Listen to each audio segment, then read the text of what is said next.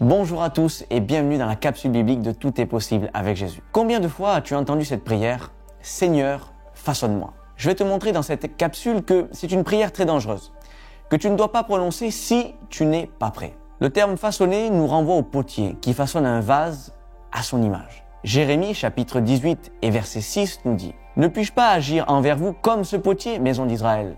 Voici comme l'argile est dans la main du potier, ainsi vous êtes dans ma main. » C'est intéressant de voir comment un potier forme un vase. Quand il veut le façonner, à sa vision, il doit briser l'argile, le pétrir, le faire tourner. Ensuite, il fait cuire le vase dans un four très chaud. Le but, c'est que le vase ait la forme désirée et qu'il ait l'utilité que le potier a décidé. La finalité, c'est donc d'avoir une forme et une fonction précise. La question, c'est, es-tu prêt à prier « Seigneur, façonne-moi » ? Parce que le risque, c'est que Dieu t'exauce.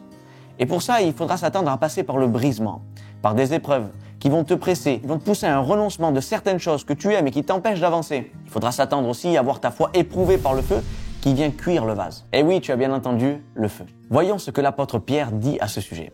Dans 1 Pierre, chapitre 1, verset 7. Afin que l'épreuve de votre foi, plus précieuse que l'or périssable, qui cependant est éprouvé par le feu. Ta foi est précieuse, et comme l'or, elle doit être purifiée par le feu. Mais souviens-toi que le potier n'est pas loin du four. Il surveille la cuisson du vase. Il ne permettra pas qu'il brûle. Jamais Dieu ne t'éprouvera au-delà de tes forces. À la fin du processus, le but est d'être à l'image de Dieu et d'avoir la fonction précise qu'il avait prévue pour toi. Et oui, c'est tout ce qu'entraîne cette prière. Seigneur, façonne-moi. La vérité, c'est que cette prière est le degré ultime de maturité chrétienne. Car on ne cherche plus à se satisfaire soi-même, on ne cherche plus son propre intérêt, mais la volonté de Dieu.